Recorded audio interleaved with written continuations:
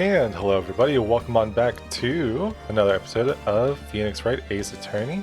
We are on the final day trial for episode 4 of the original Ace Attorney. It's crazy how many layers deep this is, because you've got Phoenix Wright Ace Attorney Trilogy, but then you've got, so that's 3 games. And then you've got Ace Attorney, which then has, we're now on episode 4, so I was like, it has at least 4 episodes. So the rabbit hole goes deep, but let's pick back up and see if we can get Edgeworth free. December 28th at 9:51 a.m. District Court, Defendant Lobby number 2. This is it, Judgment Day. Today, things are going to get settled at last. A lot of things. Whoa, what's the big deal? Oh, unless it's that idea. It could just be bad at reading as normal. Sorry, Nick. I only touched your shoulder. I guess the shock hasn't worn off from my run-in with the stun gun yesterday. Anyhow, today's the last day of the trial. Good luck, Nick. Yeah, thanks, Maya. Edgeworth is looking glum as always. I hope Von Garma doesn't push him too hard. Whoa. Whoa, what are you doing? Sorry, I'm sorry. I just thought I'd cheer you up with a pat on the back. Maya. Maybe you should go outside and discharge. Right, good idea. Gosh, in public? Try not to electrocute anyone on your way out. Detective Gumshoe. Oh yeah, pal.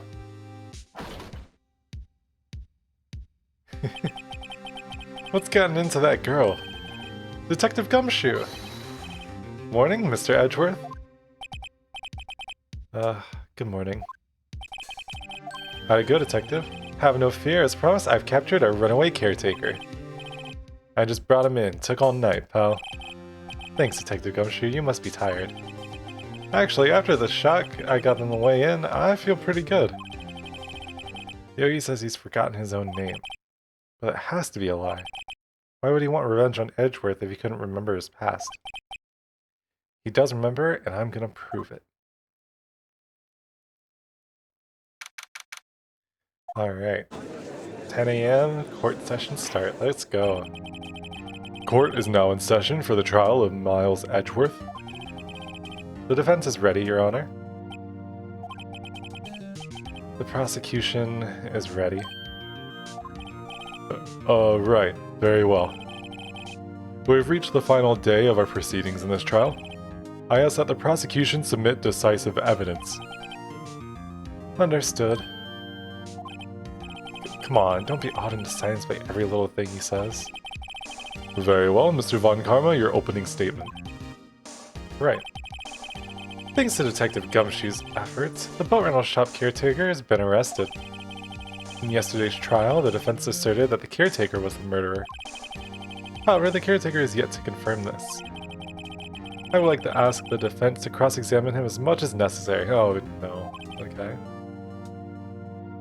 Very well. Please bring the witness into the courtroom.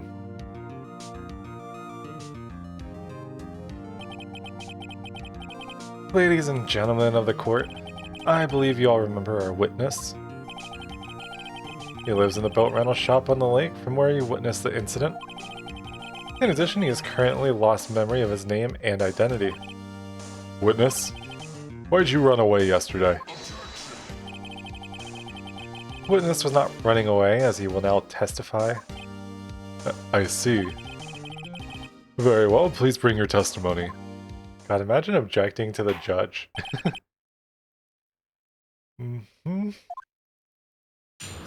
Alright, what do you got to say? Why I left court? I'm really sorry about just leaving yesterday like I did. But I wasn't running away or nothing. I went to buy some food for Polly, you see. Figured I got nothing to do with this incident anyhow. I mean, I need one of those emotive things, right? And I don't got one. So, my testimony yesterday stands as is. Very well. Let's begin the cross-examination, shall we? He has to know his name. Yanni Yogi. You are Yanni Yogi, and I'm gonna prove it. Alright. Alright. Let's get into the swing of things, and, first things first, what do we got going on here?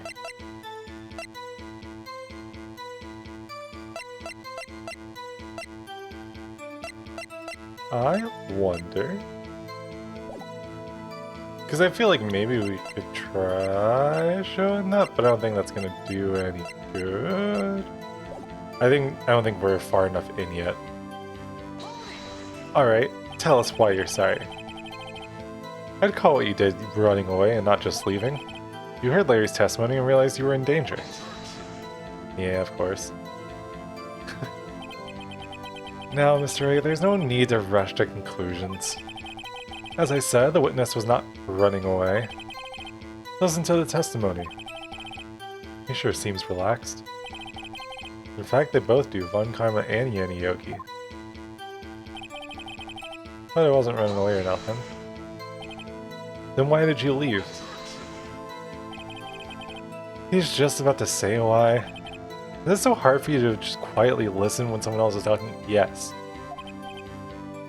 I was like, if I sat quietly, Edgeworth would be guilty in 3 minutes. Went to buy some food for Polly, see? Okay. Food? Well, Polly is a bit of a gourmand, you see? She only eats these high-quality bird pellets from France. They only have them in the big pet shop downtown. But you weren't arrested until this morning. Why didn't you go back to the caretaker shack? Well... I kinda got lost, you see? The witness has trouble remembering things sometimes. When the police apprehended him, he was on his way back to the shack. Yeah, right. Nice try, Von Karma. No one's gonna believe that. I see. So he was lost. Please, Your Honor, come to your senses.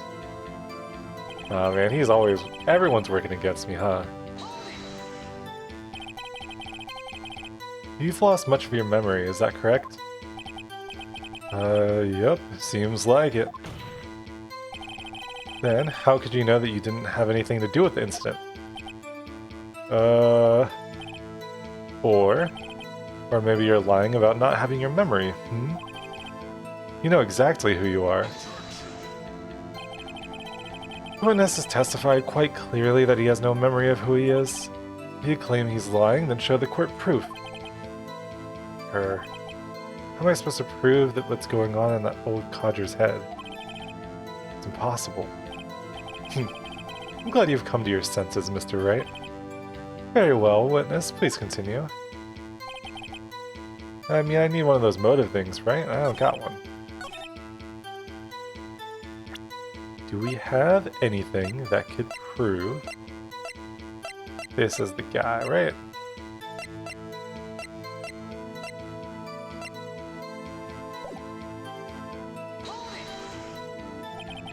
How can you say you had no motive? I say you do. You had a grudge against Edgeworth and the victim, Robert Hammond. That's why you took revenge on them, right? Please don't make me repeat myself, Mr. Wright. This witness has no memory of anything beyond several years ago. He can't hold a grudge, it's impossible. I have to prove he's lying about his memory. Otherwise, it's going to be the same thing over and over until the trial ends. Might I say something, Mr. Wright? Yes? Yes, Your Honor. You've been saying the same thing now over and over.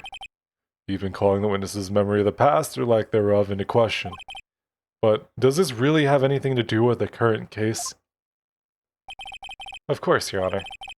The witness has said he has nothing to do with the case and no motive. Both of these statements are lies. Order, order. Mr. Wright, there's a serious problem with your claim. Or are you saying you know who this witness is? Of course, Your Honor.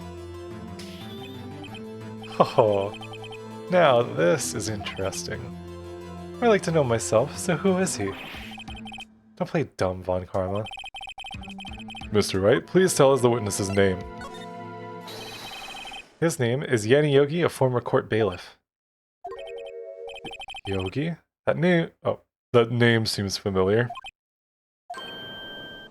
Oh, Yanni Yogi from the DL6 incident. Figures the judge would have heard of it. It was such a famous case. But what does this mean? Your Honor, if this man is Mr. Yogi, then he has a clear motive. Tisk, tisk, tisk. Jumping to conclusions again, Mr. Wright. This man, this witness, is Yanni Yogi? Fascinating. However, how do you propose to prove this to the court? This is a court of law, as you may recall. You need proof. And allow me to repeat once more that the witness has lost his memory. This is it. I have to do this now. If I can prove he's Yogi right here, right now, and I've got nowhere else to go. Nick, how are you going to prove it? How can you prove that he's Yanni Yogi? It's okay, it's actually quite simple. Your Honor, please take this man's fingerprints. Then we'll compare them to the fingerprints on file for Yanni Yogi 15 years ago. I see. That makes sense. Tisk, tisk, tisk. Huh? I'm so very, very sorry, Mr. Wright. Why? The witness has no fingerprints? What? What? No fingerprints? You see, before I worked as a caretaker, I worked at a chemical plant. I burned my fingers working with the stuff. Yup. What? Yogi, you sneak. You burned your fingerprints off to hide your past. Well, if the witness has no fingerprints, I guess we will not be able to prove his identity. No. Tisk, tisk, tisk. Well, what will you do, Mr. Wright?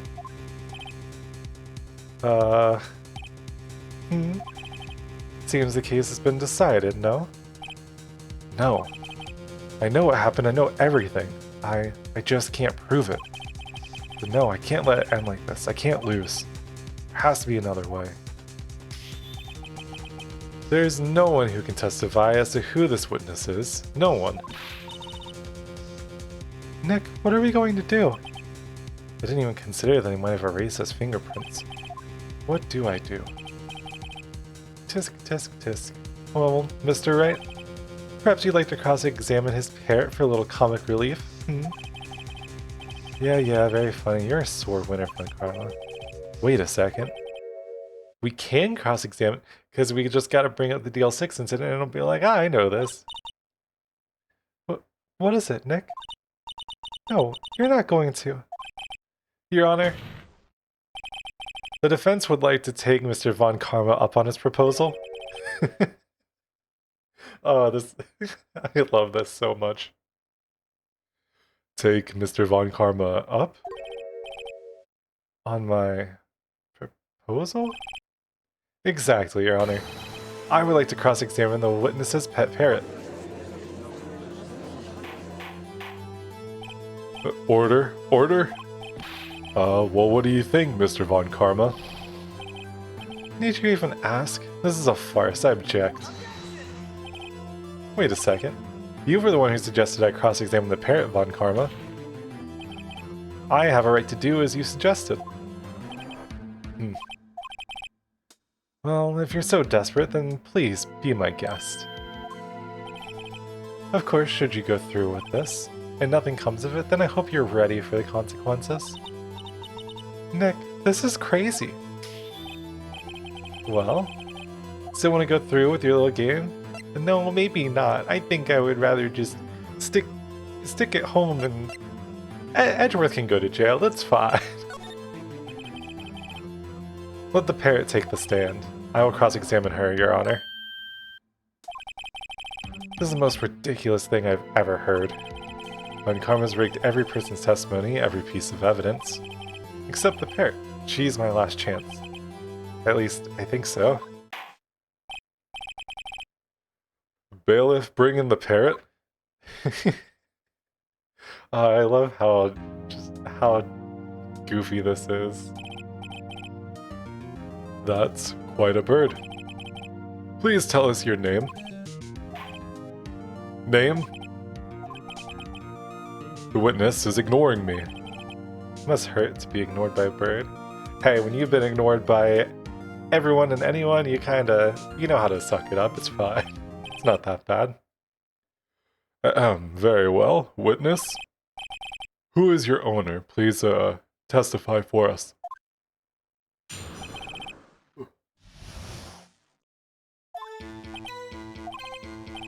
Hello, Squawk?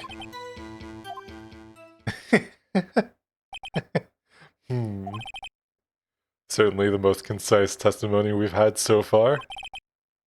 Very well, begin your cross-examination. Right. What are you going to do, Nick? I don't know. What do we do, Maya?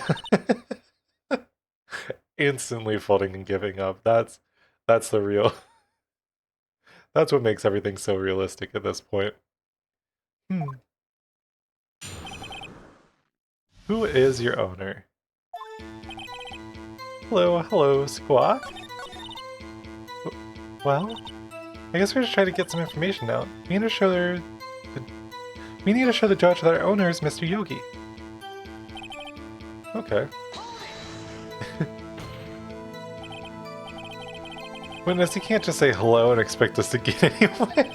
I want you to testify. Maya, you talk to her. Right, what do I say?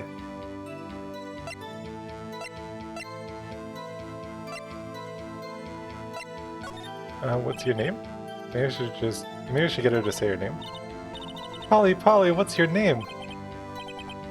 Polly, Squawk? Mr. Wright? I think we've established that this parrot is named... Come on. Does that have anything to do with their owner's identity? Of course. Yes, it does. Ha, fascinating. You claim the parrot's name will prove our owner's identity? Then show us this proof. Nick, don't you think you're taking bluffing a little too far? Listen, we're not here to answer the question of who is the caretaker. We're here to prove that he is Yanni Yogi. All we have to do is tie the name Polly to Yogi. Your Honor, the proof that the parrot's name reveals the caretaker's identity is...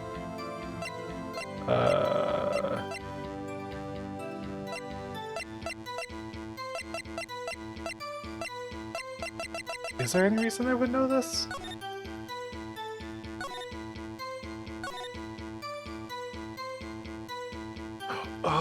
Oh! Wait, have I never read this? Okay. Air in the elevator was oxygen depleted at the time of incident, no clues found on the scene. Trapped in the elevator returning from a lost trial with son, when I was Edgeworth, age 9, one bullet found in the heart, the murder weapon was fired twice.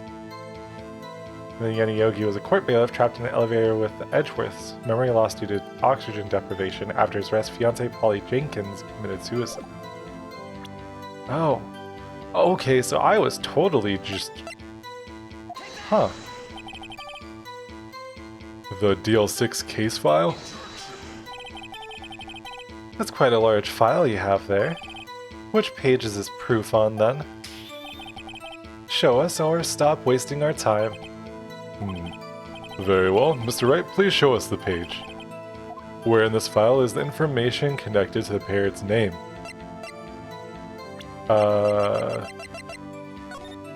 Case summary, victim data, suspect data. It's on the suspect data page. This page has all the information about Yanni Yogi. Right after he arrested his fiancée, committed suicide, see?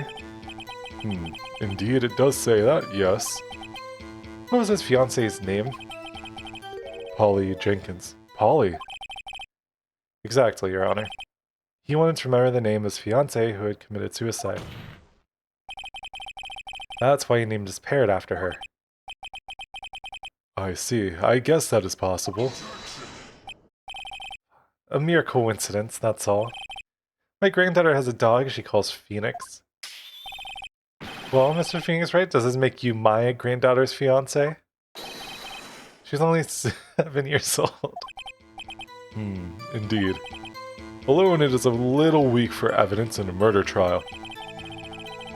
We need some other corroborating evidence. Where am I going to find that? Nick, we're getting closer. One more. If we can just get one more piece of evidence. Right, but what? Very well, witness. You may continue.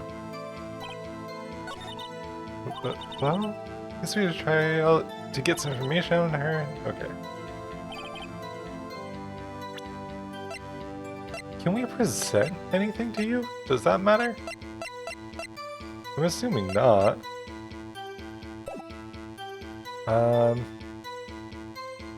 Okay, so let's press again. Can't expect us to say hello. Maya, you talk to her. Have we forgotten something? As I recall, 2 days ago... Polly, have we forgotten something? Squawk? Don't forget DL6, Squawk! If I can get Polly to say that here, that will prove that the caretaker had something to do with DL6. Polly, have we forgotten something? Hello, Squawk? That's not what you're supposed to say. Forgot something we forgot. Hello, Squawk? Uh-oh. It's not working, Nick. She won't say it. It's ridiculous. Why won't she say it? Tisk. Something the matter, Mr. Wright? Wait, don't tell me Von Karma expected this. He couldn't have retrained the parent, could he? Did he train her not to respond when we asked if he had forgotten anything?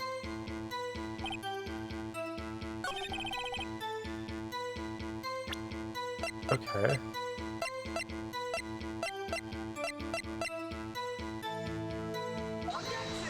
No, this isn't it, because the music's still going. I'm not sure I follow.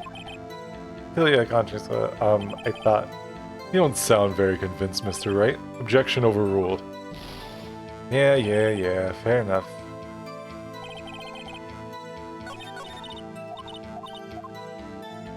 Okay. What if we press on the ... Witness, you're here to speak. You must speak to me. Frankly, I can't believe you're speaking to a parrot. Well, okay. Okay. Then I guess let's see... Maybe I'll get her to say the number of that safe? Huh? The safe? Why? Just try to get her to say anything, okay? Holly, what was the number to the safe in the shack? 1228? 1228?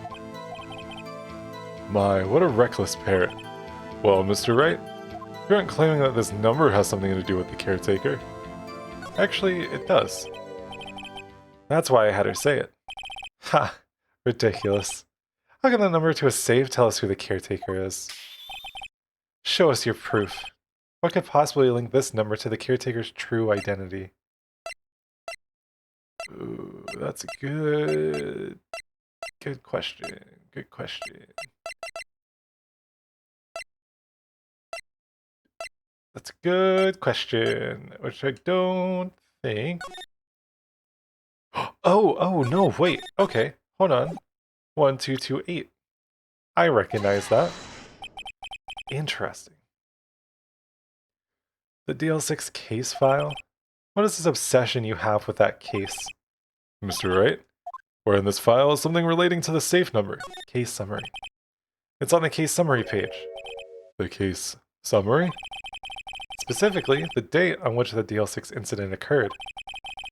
The date of the incident? December 28th? Why, that's today's date, 15 years ago. And the number on the safe is 1228. Ah.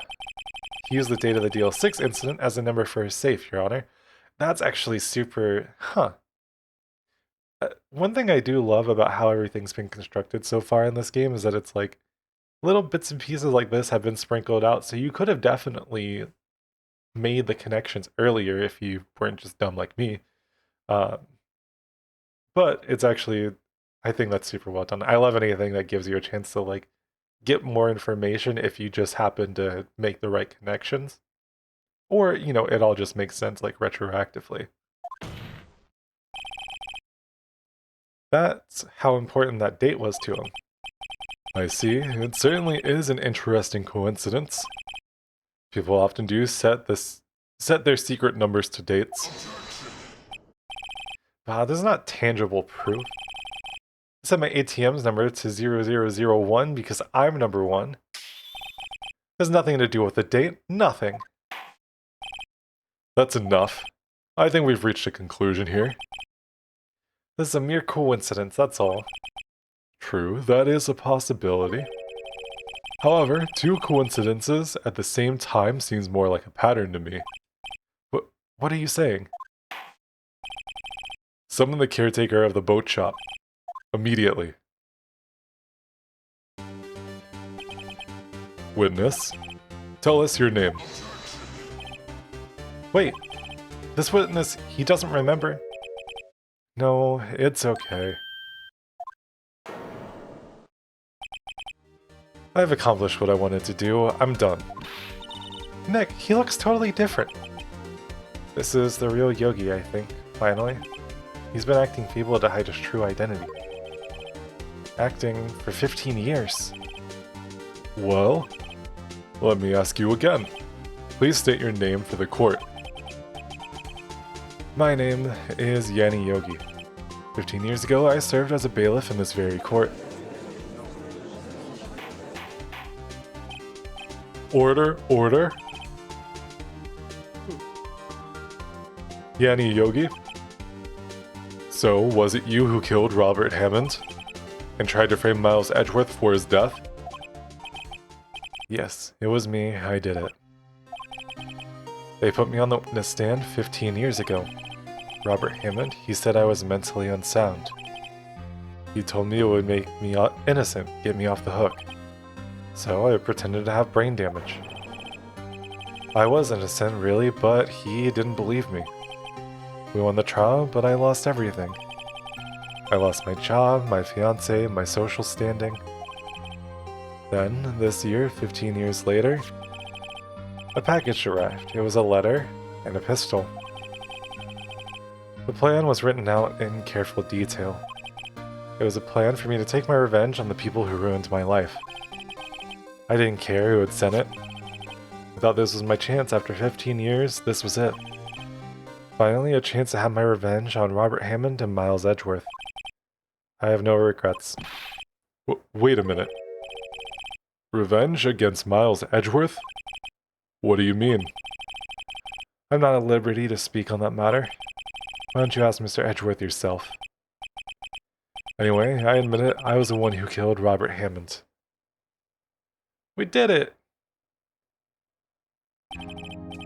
Von Karma, where is Mr. Yogi? Under arrest, Your Honor. I saw no room for error in his confession. Then the defendant, Miles Edgeworth, is? Innocent, in this case at least. Very well. Will the defendant please take the stand?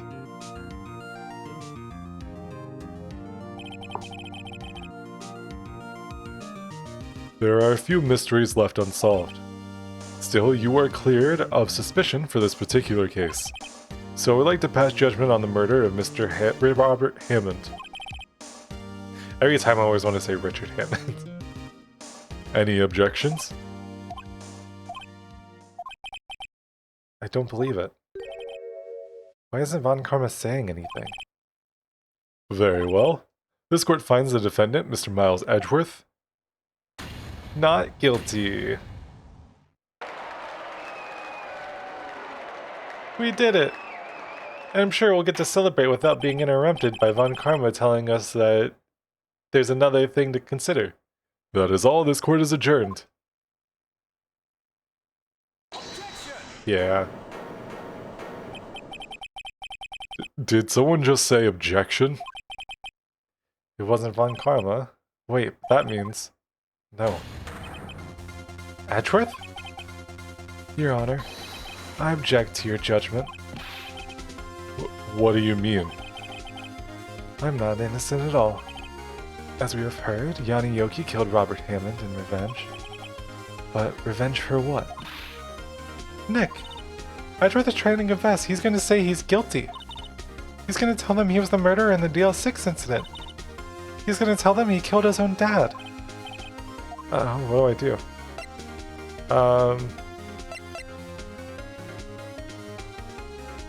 Well, buddy, we'll leave it to you. No, I'm sure Edgeworth thought about this one long and hard. This isn't my place to interview. Nick, are you sure? There's nothing we can do about it. This is his problem now.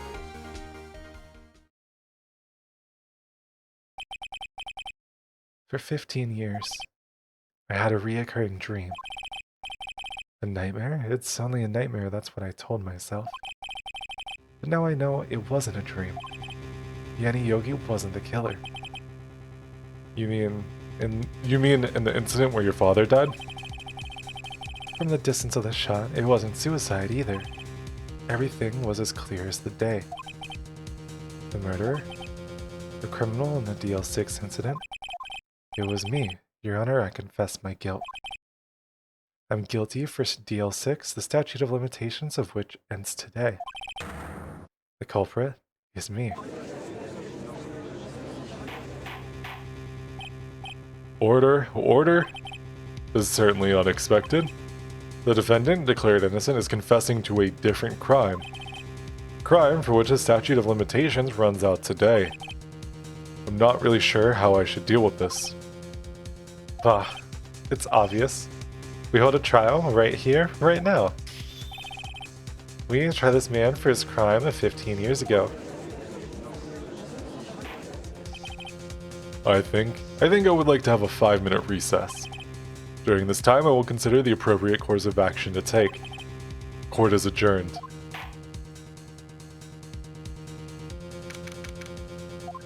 Okay, Edgeworth. I'm sorry, Wright. I've just wasted all of your effort. Mr. Edgeworth, I just don't believe it, sir. I mean, you kill your dad? I didn't want to believe it myself, Detective. But it's the truth. I deserve to be punished. Murder is murder, no matter what the circumstances. This is crazy. Just crazy. Nick, what are you doing? Huh? Oh. I was just reading through the court record once more. Getting my case ready. Your case? For what? Huh? Isn't it obvious? I'm gonna prove that Miles Edgeworth is innocent. What are you talking about, pal? He just admitted to it. He confessed to the court. He even confessed that he did it in court. I'm sorry, Edgeworth, but I don't believe your nightmare. What? It's just a dream, it's not real.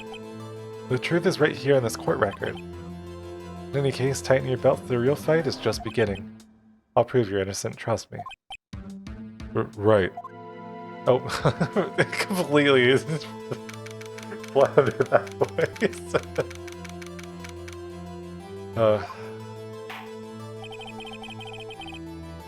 Just start doing the judge's Edgeworth's voice. I was like, it all just blends together at the end of the day. Now then, I would like to resume our trial. Judge, Miles Edgeworth has committed his own... has admitted his own guilt. He has confessed his crime. Let us begin by hearing his testimony. Then, though pointless, let the defense do their cross-examining. Statute of limitation on the DL6 incident runs out today. Though it's unconventional for me, I'd like to run this one by the book. I see. Does the defense have any objections? No, Your Honor. Juan Carmen, you knew this was going to happen from the very beginning, didn't you? Very well.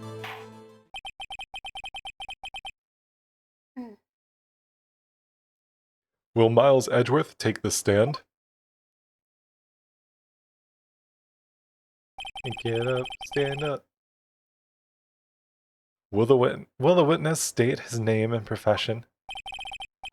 Miles Edgeworth, I am a prosecuting attorney. Mr. Edgeworth, 15 years ago you mistakenly killed your father, Gregory Edgeworth. Is this correct?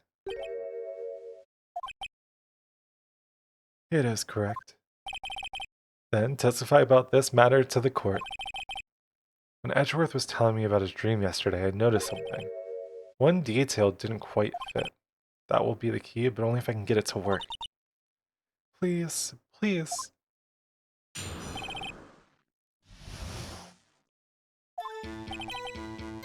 That day, I had gone to the courtroom to observe one of my father's trials. As we went to leave, an earthquake struck, trapping us in an elevator. My father and Mr. Yogi lost their composure and began to argue. Just then, something heavy fell at my feet. I picked it up and threw it at Mr. Yogi. I wanted them to stop fighting. A moment later, there was a single gunshot, then a scream. It was a terrible scream. I remember it to this day. That's all. And until now, you thought the memory was a dream? We were stuck in that elevator for 5 hours. The oxygen in the elevator ran out, and I lost my memory of the events. The same claim Mr. Yogi has made. Very well. Mr. Wright, your cross-examination, please. Yes, Your Honor. Okay, so...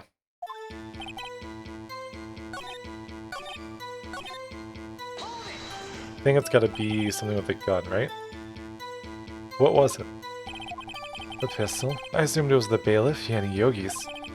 The safety must have come off when it fell from his holster. When he picked it up, what happened next?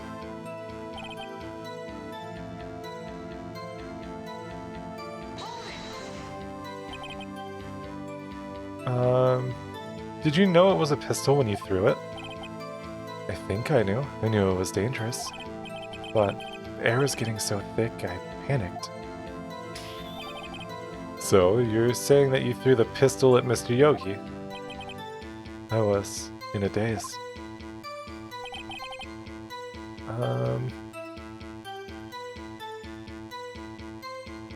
Okay, alright. So we got all the evidence we need, right?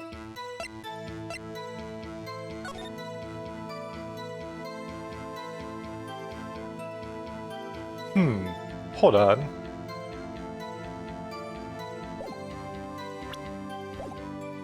Single gunshot? The gun fired once? Yes, I think after I threw it, I lost consciousness. Since then, they've echoed in my head every day. The gunshot and that horrible scream. The scream.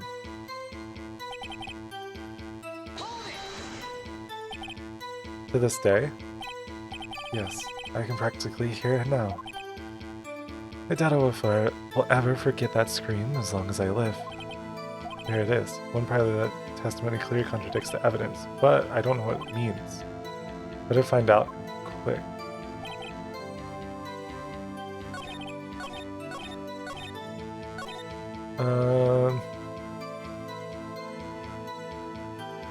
Okay, alright. There's prints from Edgeworth's right hand.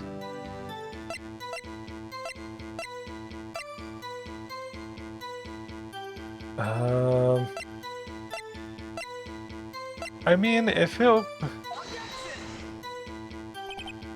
Your Honor, what do you think about this one? No. Nope. Nope, nope, nope. Okay, alright.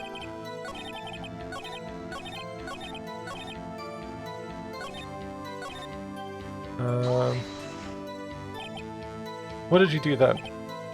I was a 9-year-old boy at the time. What could I do? I was scared, trembling in the corner. But then... Okay, alright.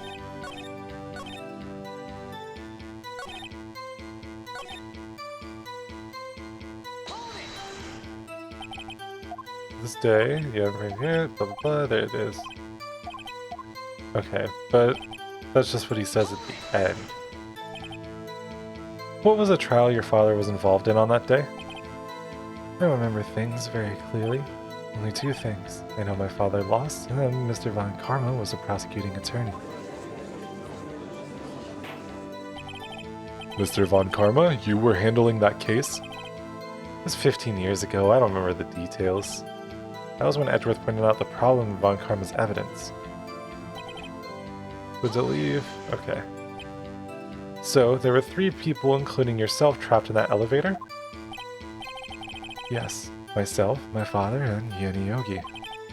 We were fine at first, but then as time passed and no one came to help.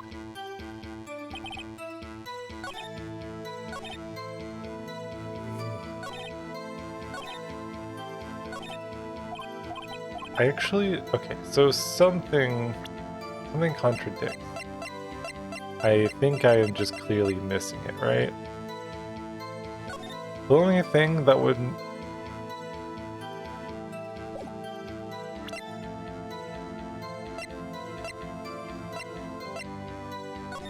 Okay. Innovators depleted.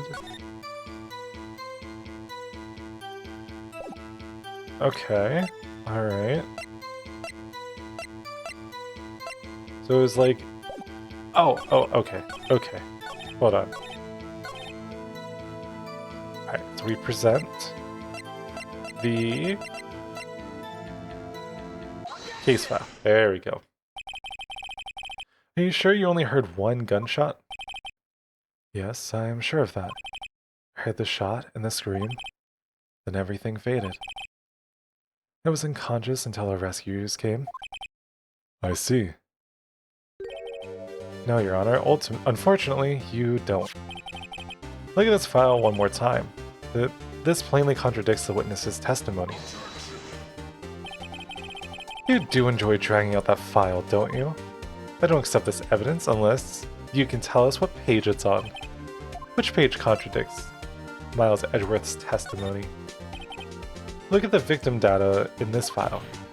It says quite plainly the murder weapon was fired twice.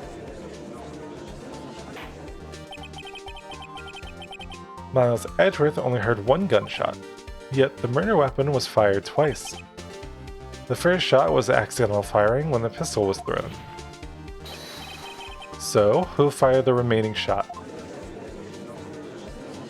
So this is gonna turn out like Von Karma killed him, right? Was there perhaps another shooter who fired that second shot? Your Honor, as I'm sure you're aware, this incident occurred 15 years ago. The evidence is dated. The pistol did fire twice. However, we do not know when that second shot was fired. Might have been fired the day before the incident. There's no proof that the second shot had anything to do with this incident. What? I see, I see. You do have a point, Mr. Wright. The murder weapon was fired twice, as we have heard.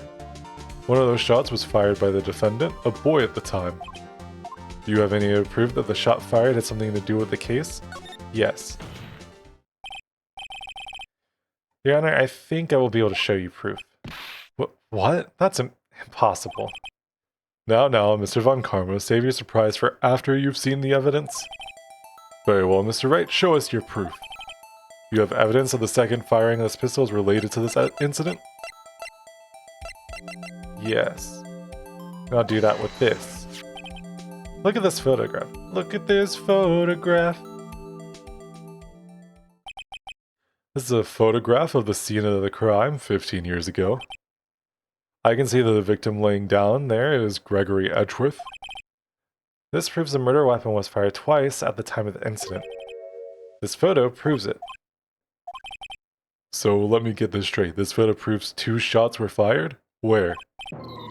Your Honor, please get a clue. Could judge the contradiction in the photo. Right here.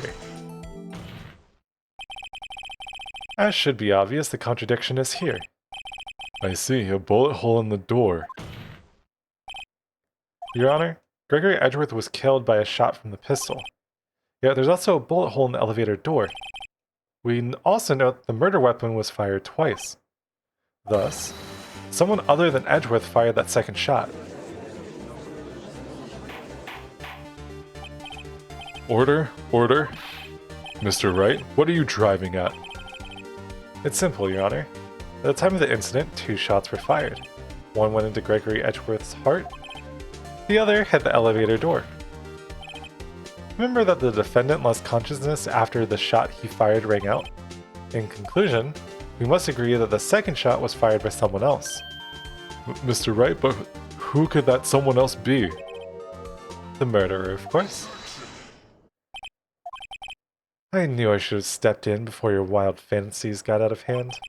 Mr. Wright, look once more at the DL6 incident case file. Look closely. Try the case summary page. Case summary page that's on page 1. Look what is written there. Not a single clue was found on the scene. The pistol had indeed been fired 2 times, then the other bullet would have been discovered on the scene. He does have a point. That second bullet has never been found. That second bullet has never been found. Why? Because the second bullet does not exist. The bullet that claimed Gregory Edgeworth's life was the one fired by his own son. That is the truth of the matter, the whole truth. It was undoubtedly something else that made that bullet hole in the door. Ah, yes. You know, a bullet hole in the door made by something other than a gun and a bullet, of course. Order, I will have order.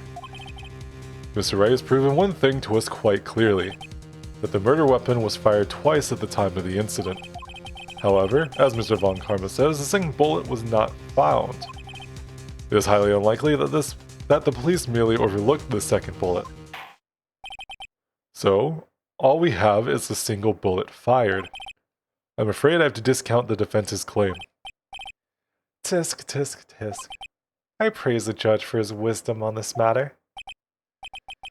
How did this happen? I don't believe that the second bullet didn't exist. Was I wrong? Have I been wrong about this whole incident? What are you doing, Nick? Why aren't you raising an objection? I'm sorry, Maya. What? It looks like I was wrong. Nick? If the second bullet wasn't there, then all my conjectures are for nothing. No. But you said you'd do it, Nick. You said you'd get Edgeworth declared innocent. I'm sorry. It's just when I saw the photograph, I thought the 2 shots had been fired. I was so certain of it, I thought I'd won. I thought there was another person, someone else who fired the killing shot. But now, I was wrong to think it could be that simple. This case has stood unsolved for 15 years. Nick. Well, it seems that we have finally cleared up this incident. Only 1 bullet was found at the scene of the crime. That shot was fired by Miles Edgeworth. Precisely. I would like to ask one thing of Miles Edgeworth before passing my verdict. Have you been paying attention to the trial so far? Yes, Your Honor. You have any objections? No, I do not. So you killed your father, though that was not your intention? Yes, I did. Oh no. He's accepted the guilt. Very well. The statute of limitations on the murder of Gregory Edgeworth runs out today. Therefore, I must pronounce a verdict on the defendant today, right here. Right now. Indeed. Does anyone have any objections? Been here before. It's just like my first day in court. There's so many things I know I should be saying, but my mind's gone blank. I can't find the words. Mr. Wright? I do have an objection. Your Honor, I object. Tisk, tisk, tisk. Mr. Wright, on what grounds do you object? Nick, I don't know. His case is perfect. Oh no. Gah. It must exist. The second bullet. What? What did you just say? Nothing? The second bullet must exist? But where? Someone took it. Thank you, Mia. It seems waiting is not going to produce us any answers from Mr. Wright. Wait, Your Honor. The second bullet, it existed. What? But we've just heard proof that it does not exist. I realize that, Your Honor. really grasping here. It's just someone took it from the scene of the crime. That's what happened. But who? The murderer. The murderer? Then tell us just who is this murderer? I am still thinking about that one. So the criminal took the second bullet, but why? Huh? First of all, how could they have found it? It's not easy to find a stray bullet, Mr. Wright. Was there some pressing need for the murderer to search for the bullet?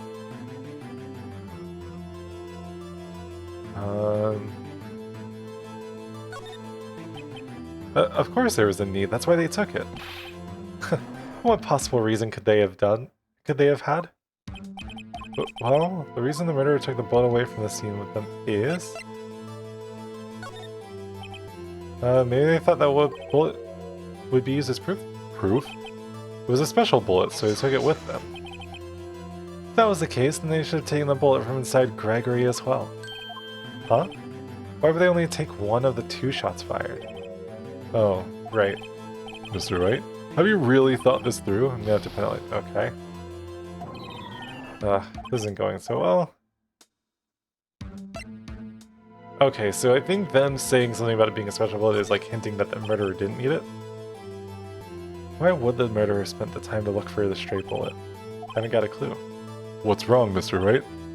The murderer had no reason to take that bullet. He didn't want to admit it, but it's true. Had to take it.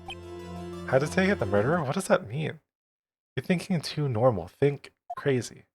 Don't think why the bullet was taken. Think why the bullet had to be taken. Mr. Wright? Yes, Your Honor, I have no idea what I'm doing. Well, the murderer had no intention of taking the bullet from the scene. But, the murderer had to take that bullet. Had to, Mr. Wright? What do you mean? Well, for instance... For instance, what? Maybe the bullet, hit the murderer? The bullet hit the murderer? Just saying, for instance. I mean, if it hit you, you would have to take it with you, wouldn't you? It's not like you could perform surgery right there. You know? Just the dead silence. Wait a second, I was just talking off the top of my head, but what if that's really what happened? Let me get this straight. So at the time of the murder, the murderer themself was shot, and they left with the second bullet still inside of them, thus leaving only 1 bullet at the scene of the crime? Yes, I guess that's how it would work, yeah. But there's a problem with that. The other 2 people rescued from that elevator, Miles Edgeworth and Yaniogi, were both unharmed. So that would mean murderer came from outside, yes. There's something always about like that specific pose and look where he has like his hand at the back of his head that makes me think of like Steven Universe for some reason. The 2 men fight inside the elevator. Trying to stop them, the boy picks up the pistol at his feet and throws it. Pistol discharges and the bullet goes through the elevator door and hits the murderer outside. The boy loses consciousness. Then the murderer opens the elevator door and sees the men inside. Mr. Wright, you are truly the most unpredictable defense attorney I've ever known. I can tell you're grasping, yet I cannot deny the possibility of what you say. What are you saying? Deny it. Deny it. No one involved with this incident was wounded. There was no murderer. No one was wounded at the time of the incident. He's right, I can't think of anyone. Hey, and Nick? Huh? I just thought of something really crazy. Crazy? Remember what Mr. Grossberg said yesterday? Gregory Edgeworth dealt a blow to his perfect trial record. Wow. It must have been quite a shock for Von Karma. He took a vacation for several months after that, you see. Yes, an unusual event for the man. That was the first and the last vacation he's taken in his many years of prosecuting. What if Von Karma didn't take that vacation because of shock, but he took it because he was injured? Which would mean... can only mean one thing. He was the murderer in the DL6 incident. He was the man who shot Gregory Edgeworth. It was Von Karma. Oh man. Something wrong, Mr. Wright? You seem dazed. No, Your Honor. Well, you've indicated the possibility that the murderer came from outside. Can you give us the name of your suspect? Uh-oh. Should I come out and say it now? Yeah, we're gonna... Fuck it. What's the worst that could happen? Your Honor, there is a suspect, one lone suspect. Well, this is certainly interesting news. Very well, Mr. Wright. Who is your suspect? My hands are shaking. What? Von Karma. Von Karma? He's got that fucking smile on his face too. You mean the Von Karma? The prosecutor? The one standing right over there? You don't object? I see no need. Why honor this ridiculous outburst with my objection? Because you took a vacation for several months, starting the day after the incident. Yet you pride yourself on a perfect record. Why would you take such a long vacation without any reason? So you're claiming that I took a vacation to heal my injury from the incident? Fascinating. Prove it. I would have needed surgery, no? Where did I go under the knife at, Mr. Wright? Bring the doctor that operated on me. Have him testify. Nick, let's find out who his doctor is. It's no use. Edgeworth? I know Von Karma, perhaps too well. He's perfect, he wouldn't leave clues. He probably didn't undergo surgery. I will leave a doctor as a witness. Nobody's that perfect. So what, Nick? Did Von Karma pull the bullet out by himself? That's insane! No, he couldn't have. You can't just pull bullets out of yourself. I mean, you can. It's not a good idea, but you can. Wait. What does that mean? That bullet has to be somewhere, but where? Tisk, tisk, tisk. Well, Mr. Wright, can you produce evidence to prove that I was shot? Alright, Von Karma, I'll prove it. And I'll even use evidence. I know how you like it so much. What? The evidence that proves Von Karma was shot is...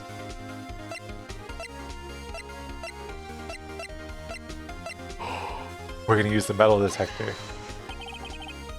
Von Karma was perfect, he wouldn't risk surgery, leaving an evidence trail. So then I ask, where is that bullet now? I think it's unlikely that Von Karma performed surgery on himself. You don't mean... I do. There's a possibility that the bullet is still inside Von Karma. Is that even possible for all these years? Well, there's one way to find out. You could use this metal detector. Well, Von Karma, I'm gonna run this over you and see what we find.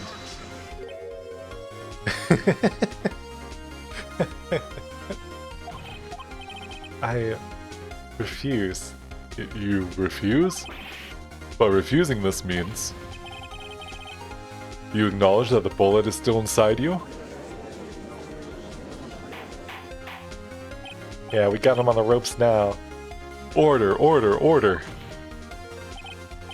Your Honor, the defense requests that we be allowed to use the metal detector. Judge, I call for suspension on this trial. This is an invasion of privacy. The statute of limitations runs out on this case today. It was you that said we had to end it right here, right now. Enough. I permit the use of the metal detector. Mr. Von Karma, you will submit yourself to testing. Nick, what does this mean? I don't know, but we have to give it a shot.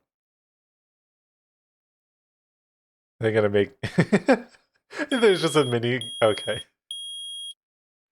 I was like, there's just a mini game where you have to hover it over his body and hope. I guess that's in like the light novel adult edition. It reacted. Something's inside his right shoulder. The bullet. Mr. Von Karma. You. It was you. I was afraid this would happen, and so I remained silent. Indeed, there is a bullet in my shoulder. However, it has nothing to do with this incident. What? I was shot in the shoulder long before the DL6 incident. I claim that the bullet in my shoulder has no relation to DL6. But Mr. Von Karma, can you prove that? Prove? I have no obligation to prove anything. It is Mr. Wright who must prove something here, not I. Mr. Wright? Well, can you prove it? Can you prove that the bullet in Von Karma's shoulder was from DL6? Of course he can't. You don't have any of the DL6 evidence. Because you took it out of the records room yesterday. With no proof, you cannot convict me of any crime. So sorry, Mr. Wright. I hate how smug this guy is. No, I'm the one who's sorry, Mr. Von Karma. What? We were close, one day away from freedom. But you see, I have proof. What? Who would have thought you would dig your own grave trying to convict Edgeworth? I can link that bullet in your shoulder to the DL6 incident. And here's my final proof.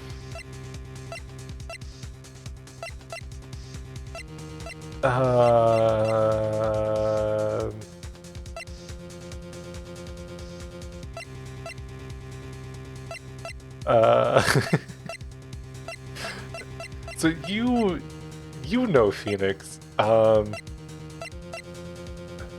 What if I don't?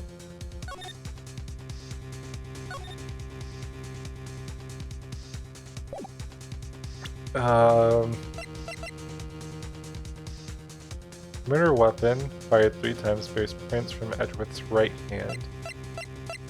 Is it just like the bullet specifically? That's a bullet? Where did you get that? Oh, okay. This is the bullet used in the DL6 incident. This was taken from the heart of the victim, Mr. Gregory Edgeworth. The bullet is preserved quite nicely with all the ballistic markings intact. Ballistic markings? You may recall the term. It came up in the first trial 2 days ago. Ballistic markings are the fingerprints of a weapon. All bullets fired from a gun are marked with the weapon's unique pattern. By examining the markings, you can tell which weapon fired the bullet. It's quite accurate. We have 2 bullets in our possession. One, the bullet removed from Gregory Edgeworth's heart. The other, Mr. Von Karma, is the bullet buried in your shoulder. We can analyze both bullets. Then, if the markings match, we would know that both bullets have been fired from the same gun. The very same pistol, in other words, the murder weapon that killed Gregory Edgeworth. Mr. Von Karma, will you let us remove the bullet from your shoulder? Then we'll compare the ballistic markings to those on this bullet. And solve this case once and for all. Well, Mr. Von Karma?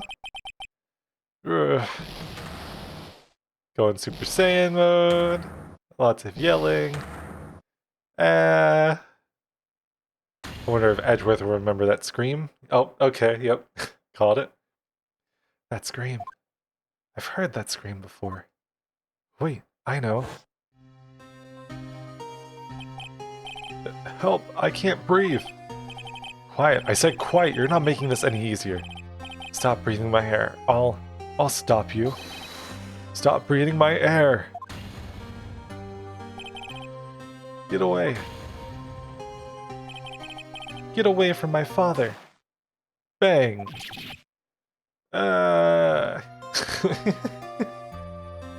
Every time I'm just like, this is... It's that scream I heard in the elevator 15 years ago. Von Karma, it was you who screamed.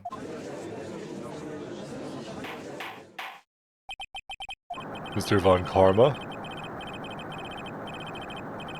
Only you would dare defy me. So, it was you. You and your father are my curse. Your father shamed me with a penalty on my record. And you left a scar on my shoulder that would never fade. I'll bury you. 15 years earlier. Chief Prosecutor, I am sorry. Von Karma, it's not like you to make this kind of error. Never would have thought that Edgeworth would be the one to catch you. You know, that's kind of rude. I was careless. I'm sorry, but you will have to be penalized. I've covered for you in the past, but not this time. Edgeworth? It was a shock like none I had ever known. Me? Penalized? It took hours for me to regain my composure. Suddenly, I found myself in the darkness. I was in the court records room. Must have wandered in there without thinking where I was going. The room was pitch black, the lights must have gone out. Went out into the hall and felt my way to the elevator. I pressed the button, but nothing happened. Then, there was a noise. I was in pain, a horrible burning pain in my shoulder. Just then, the lights came back on, the elevator door opened before my eyes.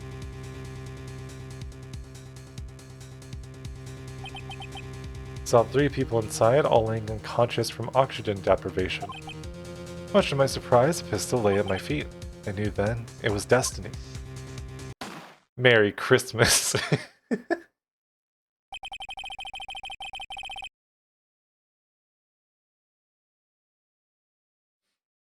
In his last moments, Gregory Edgeworth was still unconscious. He died never knowing who had shot him. Later, he spoke through a medium blaming Mr. Yogi. He was fooled, it was the perfect crime.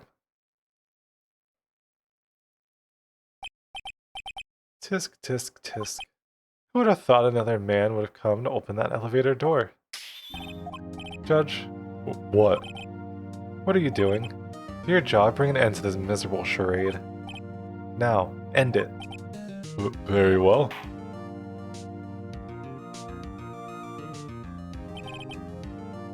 It appears that we have come a very long way to the end of this maze. 15 years later. Mr. Miles Edgeworth? Yes, Your Honor. You were innocent? You are innocent. As you said, it was all a nightmare. Yes, Your Honor. This court finds the defendant, Mr. Miles Edgeworth. Not guilty. Let's go!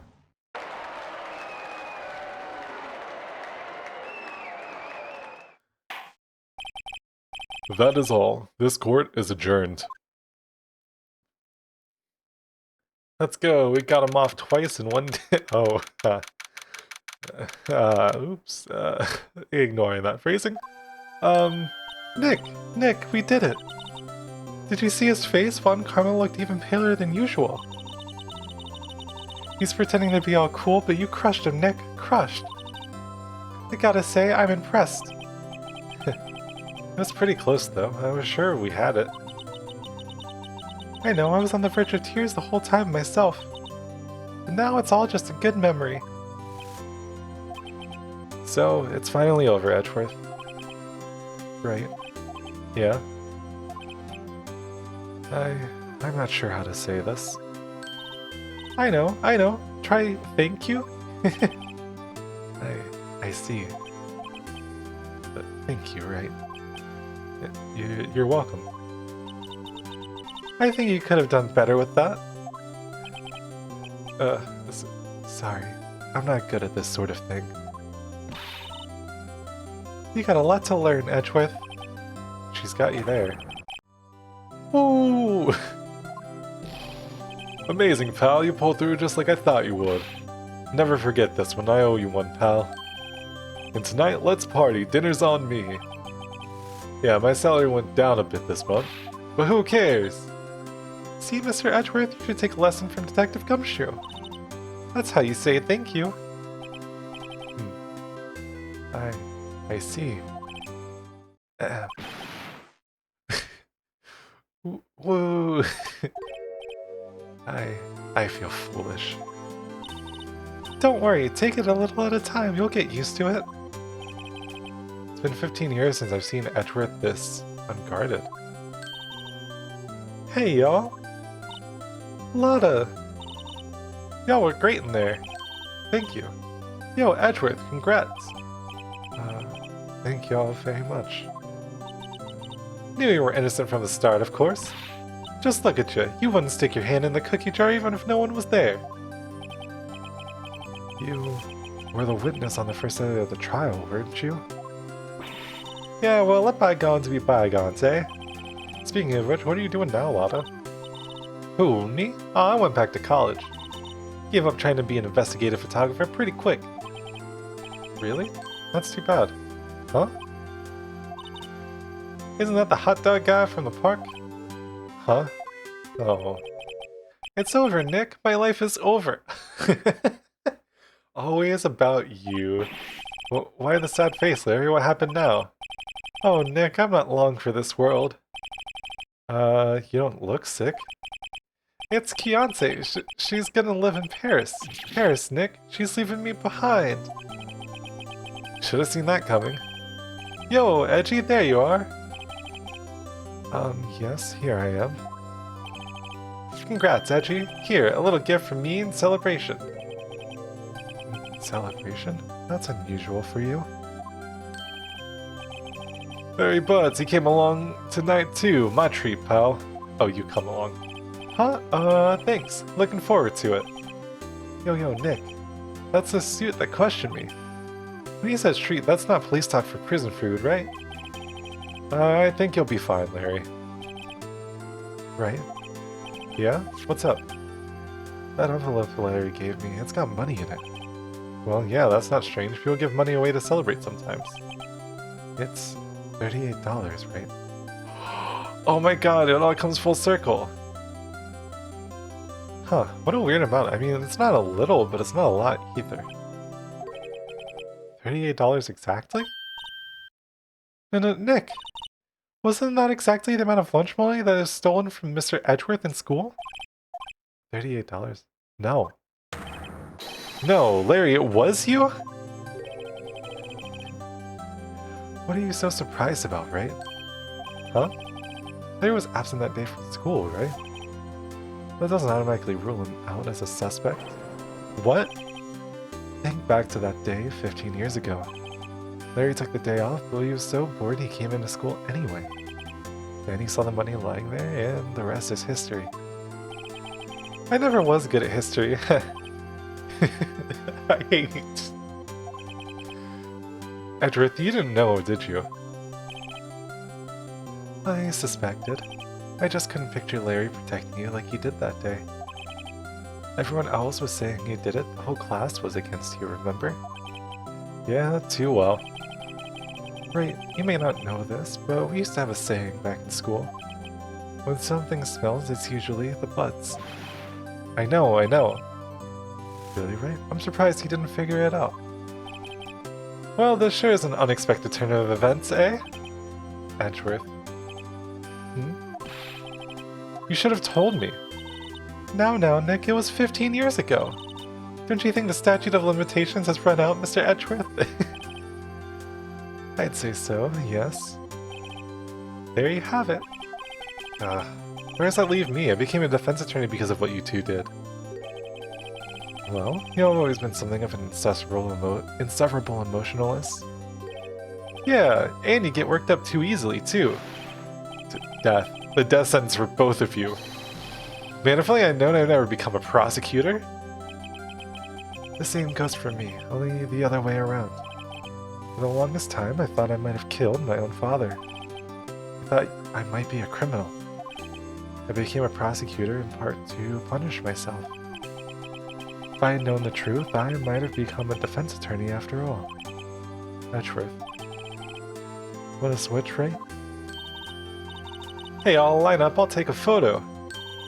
Hey, photo time, let's go! And after that, dinner on me.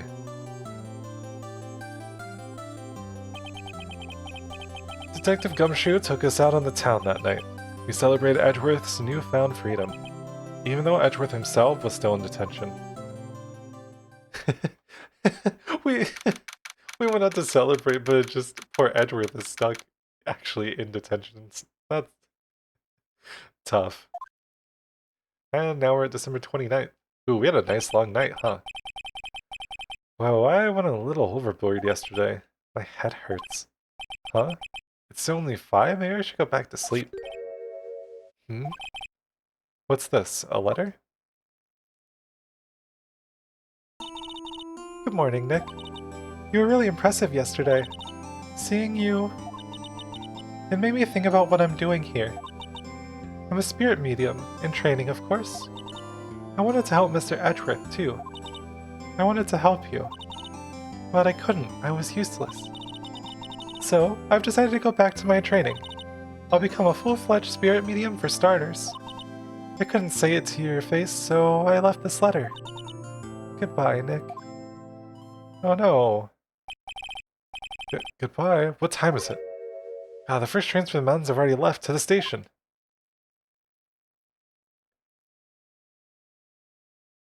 That's so sad. I guess I'm too late. Hey! Nick? Maya! So, you're leaving? Yeah. It's hard being a spirit medium who can't talk to spirits. And I think you'll do fine without me, Nick. Be good, okay? Yeah, hold it. Yeah, bucko. Wait. What? I never could have saved Edgeworth without your help. Huh? On the last day of the trial, I heard her. I heard Mia's voice. You heard my sister? Yes, only her voice, but still. It was at the very end when I thought we'd lost everything. Well, that's my sister for you. Detective Gumshoe helped, and Mr. Grossberg helped, and even Larry.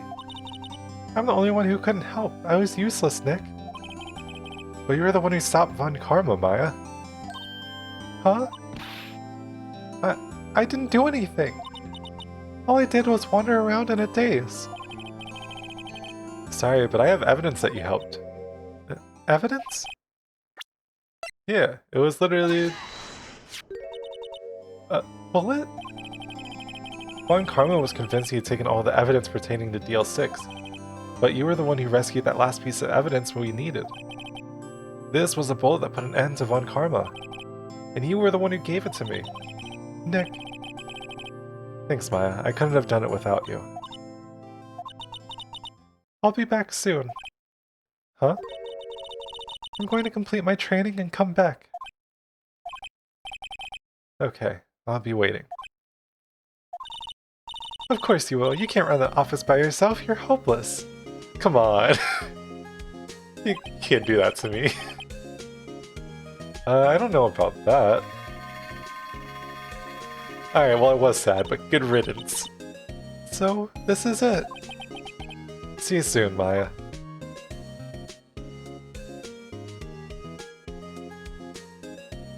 Ah, we love the nice little ending splash screen. Thanks, Nick.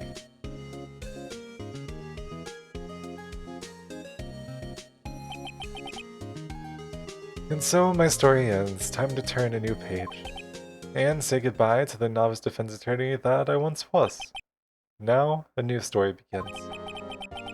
The same old crazy cast of characters.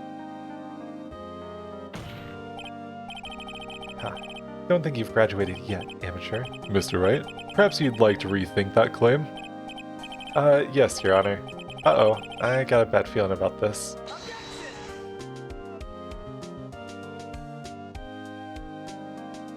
You know what? I was like, honestly, what a good time. I'm glad I took the time to finally like go back and actually play through it. Hey pal, Mr. Edgeworth came down to the precinct to wish me a happy new year. Talk about a pleasant surprise. Ooh, Detective Gumshoe. Then he hung his head low and went right back outside. Kind of like he was embarrassed or something. Strange, huh?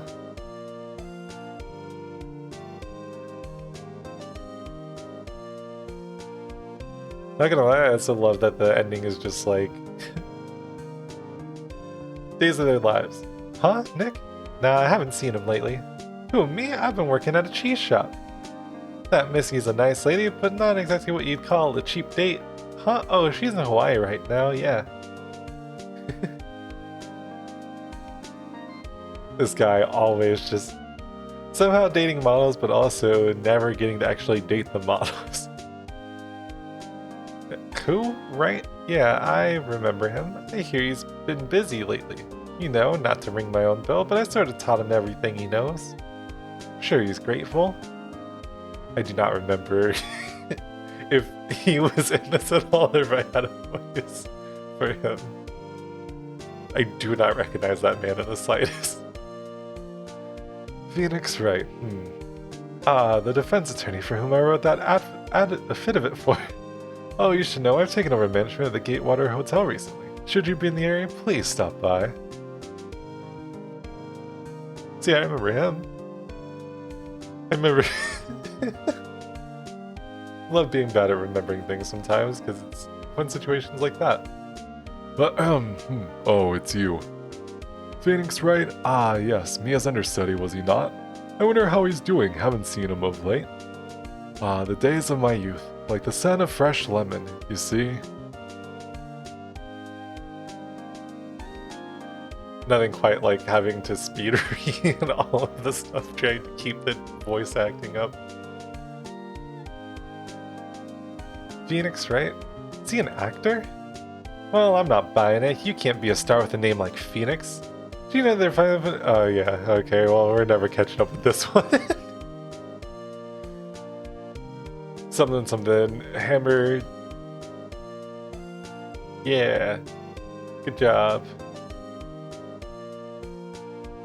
I'm pleased to announce The Pink Princess is a hit. A show that missed her read a great deal, sniff. Oh, and I'm keeping my face out of the public eye till the show's over. I wouldn't want to ruin any kid's dreams, you know? Ah, well.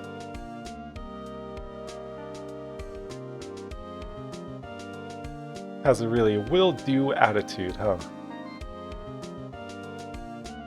Oh, I got a letter from Maya the other day. Sounds like she caught a cold standing under a waterfall. Wanted to visit, but didn't have the time, so I sent her some Pink Princess trading cards. She says she can't buy them where she is. What kind of place is she living at anyway?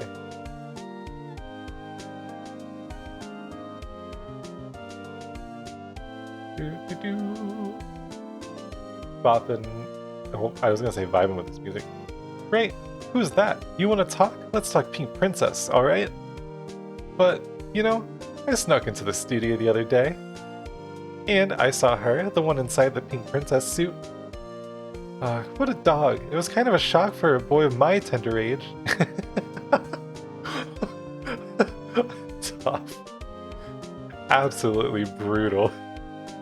Cody coming back just to talk shit, I guess. Yeah, I remember, right? That lawyer guy. Huh, me? I'm in training to become a paranormal photographer. You know that picture I took of everyone? Well, just behind them, there's a ghost. For real. Now that's talent. I'm gonna be famous. You know what? You go. Oh god. It's always funny because I was like, I love stuff like that because I grew up on like ghost hunting shows and whatnot.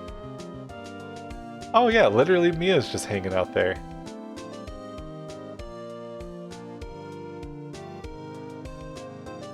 Nothing like getting goosebumps from seeing a fucking photo. What's wrong with me? Yeah, you better say hold it. A brand new episode has been added.